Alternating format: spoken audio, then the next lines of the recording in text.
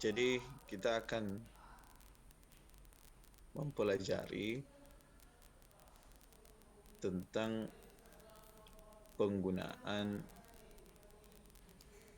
huruf dan penggunaan kata yang tepat dalam sebuah kalimat dalam bahasa Arab, ya.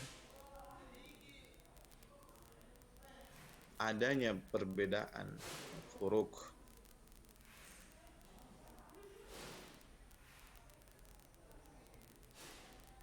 معاني أو ترجمة باللغة الإندونيسية أو لغة selain bahasa Arab itu disebabkan karena makna yang terkandung dalam huruf itu sendiri.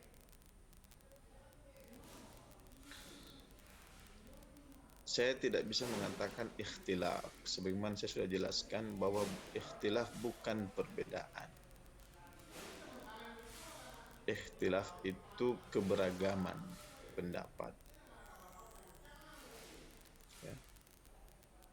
Keberagaman pendapat yang diperoleh disebabkan karena perbedaan pemahaman pada kalimat-kalimat yang tertera Al-Quran maupun hadis. Terkhusus untuk bahsul lughawi ini kita mulai dari huruf, ya. Karena dalam huruf itu juga tidak hanya memiliki makna yang satu. Ini juga bagian dari mazaya lughah al-arabiyyah. Anna lughah al-arabiyyah muradifat, ya. Bahwasanya bahasa Arab itu punya banyak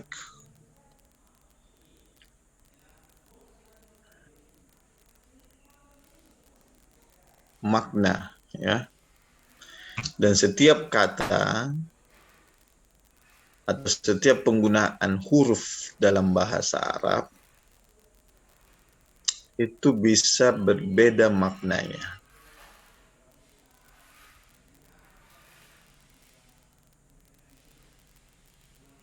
Kenapa?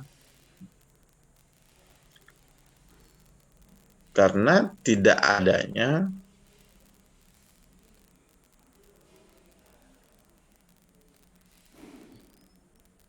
keseimbangan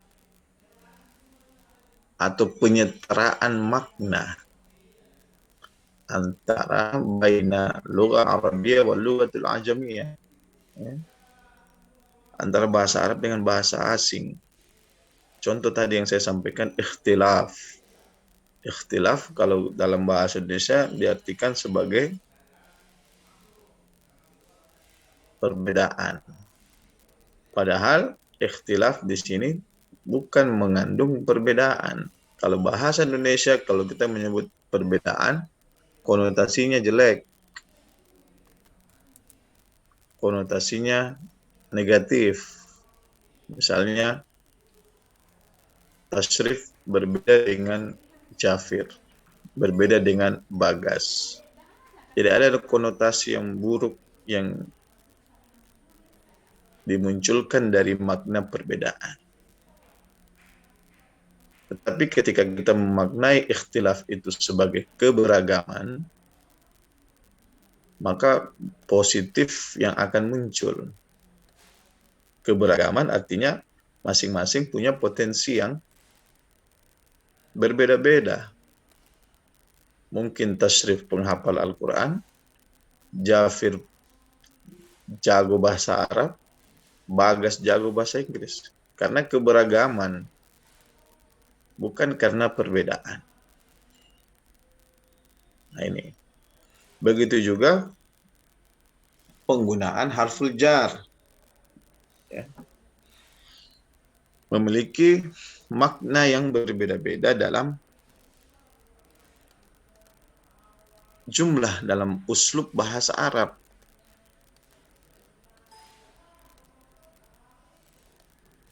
Ini bukan berarti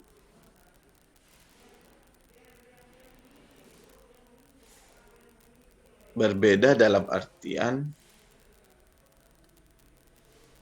firaq, ya. Apalagi istilahnya? Berpisah-pisah, ya. Bukan. Tetapi masih berada pada satu tujuan yang sama. Dan terkandung dalam makna huruf tersebut. Kalau kita ya, memahami bahasa Arab, ya, insya Allah tidak akan ada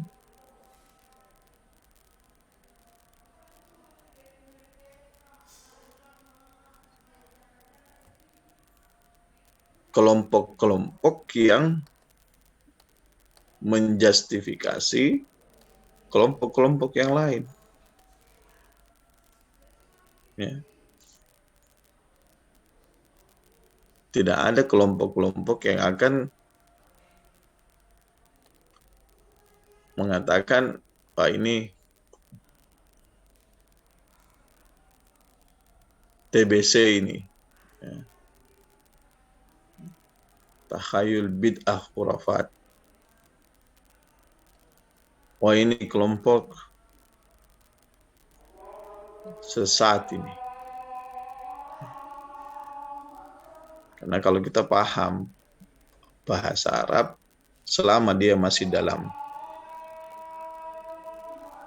ruang lingkup pemahaman bahasa, itu tidak menjadi masalah. Tetapi kalau sudah di luar itu,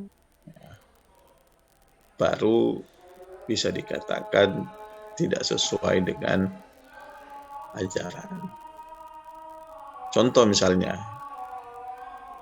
saya tidak tahu apakah saya pernah sampaikan ini buat kalian. Untuk kata ala, dalam ayat Al-Quran dikatakan alal arsyistawa. Sebagian kelompok mengatakan bahwa Allah itu ada di langit karena menggunakan istilah ala arsyistawa. Arsy Allah itu ada di langit.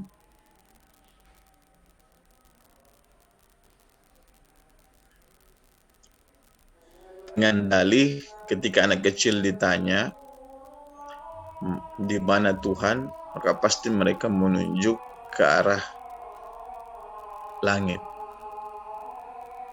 Bahwasanya anak kecil itu kan masih polos, jadi kalau ditanya di mana Tuhan pasti mengarahkan posisinya di atas langit.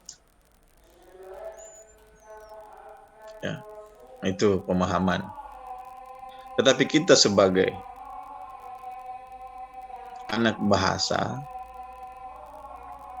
harus mengkajinya dari sisi kebahasaan. Misalnya kata ala itu bermakna banyak. Ala bisa bermakna atas, ala bisa bermakna terhadap, kepada. Ala punya fungsi untuk meletakkan sesuatu melekat dengan dirinya. Misalnya kamu menyimpan HP di atas meja. Wada'tu al-mahmul atau al-jawwal ala maktab. Ya. Karena penggunaan ala itu melekat pada bendanya. Sedangkan ada kalimat yang juga bermakna atas, yaitu fauqah. Fauqas samawati wal ard. Dalam ayat pun banyak istilah penggunaan istilah fauqah. Atau dalam bahasa Arab yang lainnya kita sebut juga, misalnya ar-ra'su fauqa saqfi. Kepala kita ini ya, di atasnya ini ada saqf. As-saqfu fauqa ra'si. Atap ini di atas kepala. As-saqfu fauqa ra'si. Jadi fauqa itu tidak melekat, ya. Dia melayang, ya. Artinya tidak melekat. Sedangkan ala melekat. Ya. Maka kalau kita menyebut alal arsistawa, kenapa Al-Quran tidak menggunakan fauqal arsistawa? Kalau kita mengatakan Allah itu arsnya ada di langit.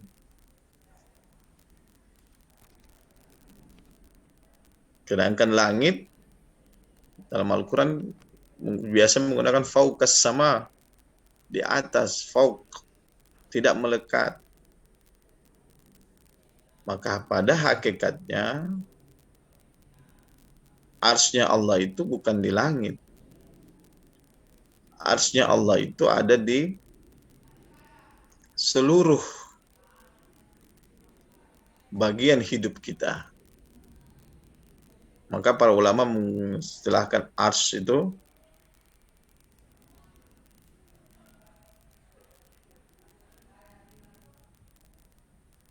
kekuasaan.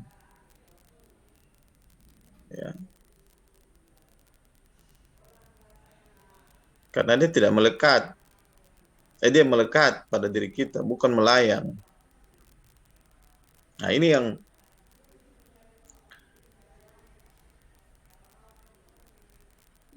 mata kuliah kita ini ingin mengajarkan kepada adik sekalian makna-makna yang terkandung dalam huruf-huruf tersebut. Sehingga dengan demikian tidak ada lagi kekeliruan. Walaupun ada pendapat, ya kita terima dengan lapang. Selama itu tidak membawa kita pada kekufuran. Ya. Selain itu, ya, selain huruf ala, huruf ba misalnya. Nanti kita akan jelaskan huruf ba memiliki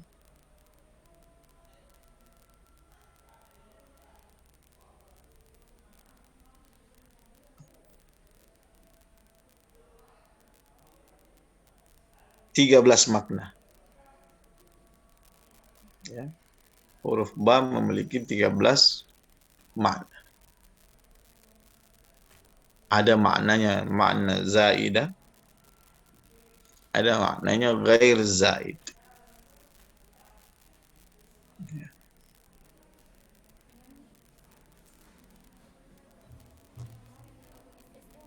Begitu juga perbedaan pendapat terkait dengan ru'yatul hilal misalnya. Makna ro'a yang bisa terlihat secara basariyah maupun ro'a yang mana yang masuk dalam kategori ro'a qalbiyah. Nah, ini sebenarnya masih banyak, ya, Ini masih sebagian kecil dari penggunaan kata-kata dalam bahasa Arab. Contoh lain misalnya ya, yang lebih tinggi lagi levelnya. Dalam Al-Quran ada yang menggunakan kata istata'. Ya, man istata'u.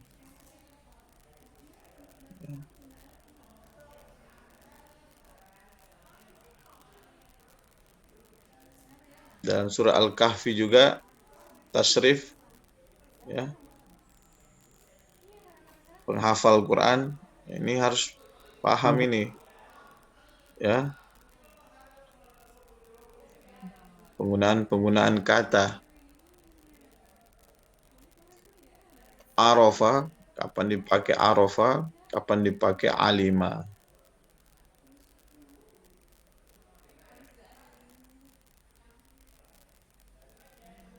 Nah, nanti ini punya kaitan dengan insya. Kapan dipakai amila, kapan dipakai fa'ala.